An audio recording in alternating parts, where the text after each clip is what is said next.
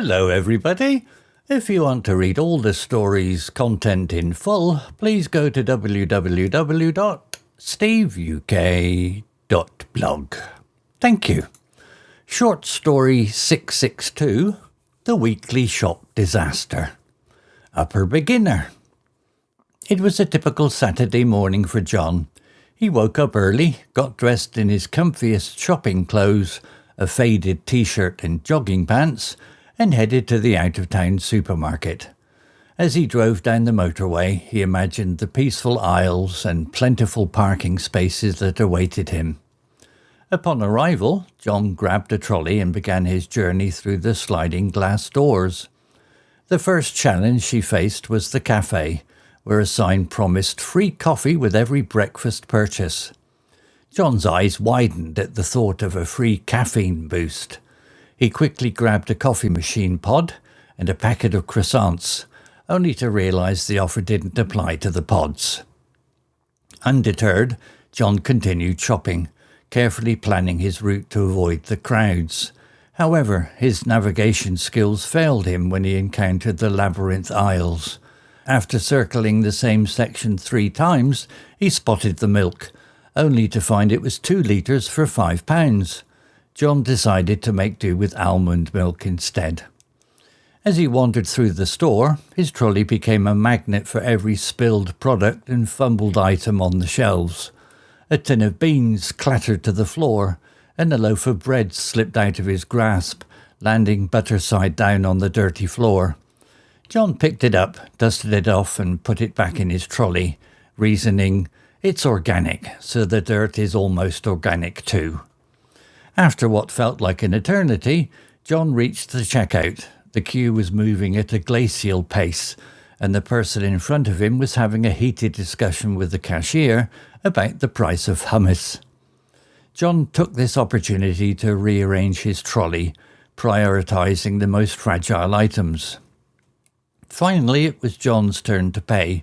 He loaded the conveyor belt with his items, only to realise he had left his wallet on the checkout counter in the previous queue. After a frantic search and a few choice words, John located his wallet and paid for his groceries. As he loaded his car, John felt a sense of accomplishment. He had survived the weekly shopping disaster and even managed to find some great deals. On his drive home, he chuckled to himself, thinking, "Well, that was an adventure."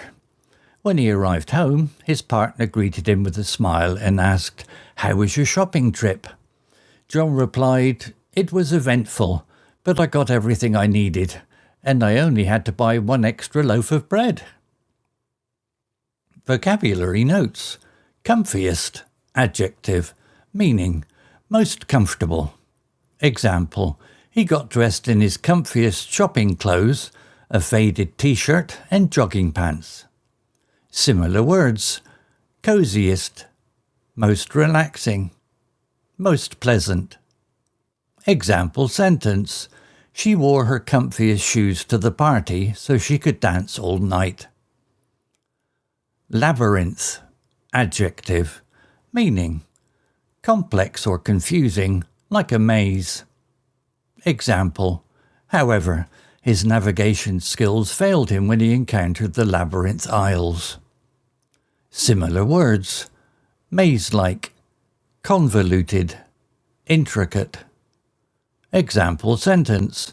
The new museum's labyrinth corridors made it difficult to find the exit. Undeterred, adjective, meaning, not discouraged or intimidated. Example, undeterred, John continued shopping, carefully planning his route to avoid the crowds. Similar words. Unfazed, resolute, persistent. Example sentence. Despite the rain, the undeterred hikers continued on their journey. Glacial, adjective, meaning, moving or happening very slowly. Example, the queue was moving at a glacial pace, and the person in front of him was having a heated discussion with the cashier about the price of hummus. Similar words. Slow-moving, sluggish, Plodding. Example sentence.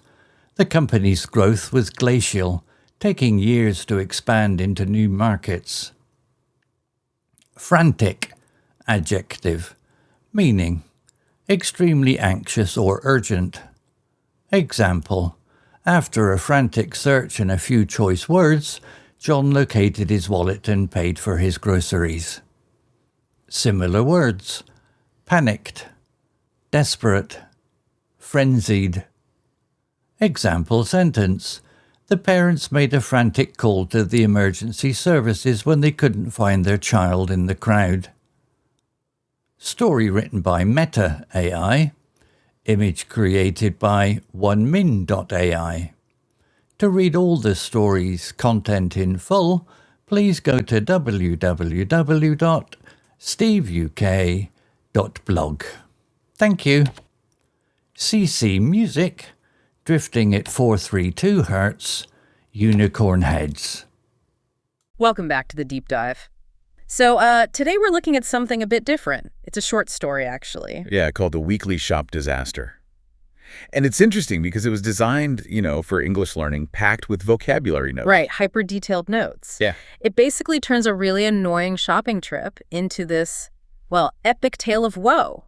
Almost funny. Exactly. And our mission today really is to use this story, John's really bad Saturday morning, as a sort of roadmap. We want to quickly absorb 5 very powerful descriptive adjectives from it. And see how they work together, I guess. Precisely. It's about how these specific words, in sequence, kind of manipulate how you perceive the whole disaster, the time, the space, even John's feelings. Okay, so let's start at the beginning. John's expectations. He wakes up early, wants a peaceful shop, puts on his comfiest shopping gear, faded t-shirt, jogging pants. That word, comfiest.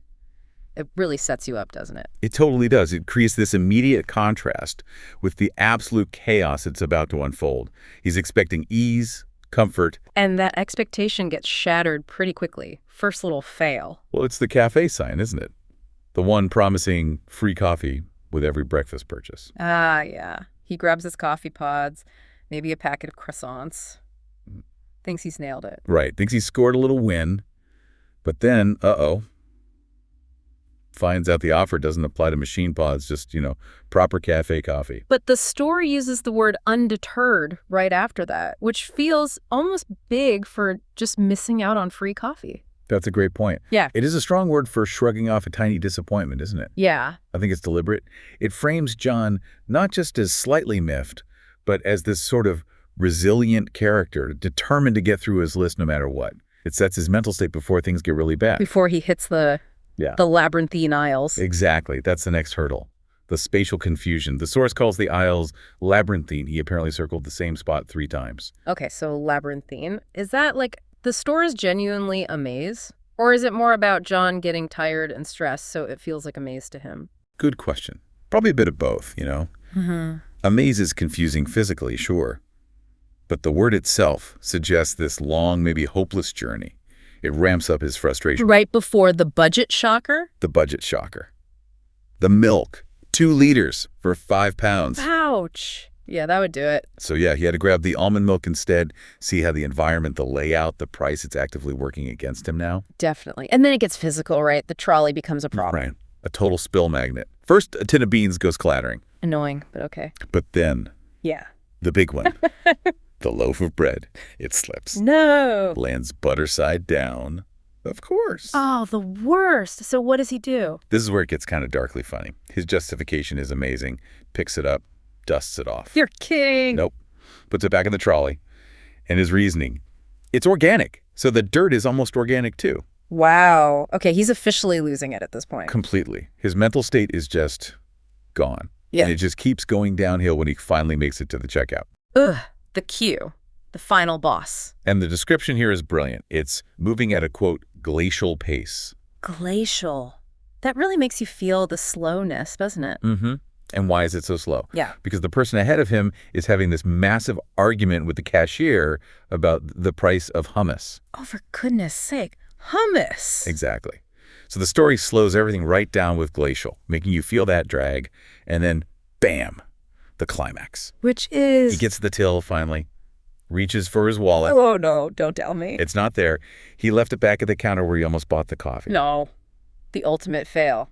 And the word used here, frantic. That sudden, heart-stopping panic when you search for something you know you just had. Frantic captures it perfectly. So that's the sequence. Comfiest setting the scene. Right. Then undeterred for that initial resilience. Labyrinthine for the confusing space. Glacial to slow down time. And finally, frantic for that peak emotional panic. Exactly. It shows how choosing the right words in the right order turns a simple bad shopping trip into this really vivid, analyzed disaster story. And that matters for you, the listener, because... Well, it shows that strong communication isn't just about knowing big words. It's about understanding their impact and, where to place them for effect. These 5 words basically categorize John's whole ordeal. Yet, despite all that, the 5-count milk, the dirty organic bread, the maze, the missing wallet, how does John describe it later? He tells his partner it was just eventful. Eventful. Yeah. Says he got everything they needed, well, apart from having to buy 1 extra loaf of bread. Total understatement. Masterclass in reframing reality. That's some serious resilience, or maybe denial. Maybe a bit of both. The ultimate survivor. Which leads us to our final thought for you. Okay. Think about your own life. What knowledge, or maybe what perspective, lets you frame your own frustrating, chaotic moments? Not as disasters, but as, well, successful adventures. Something to mull over.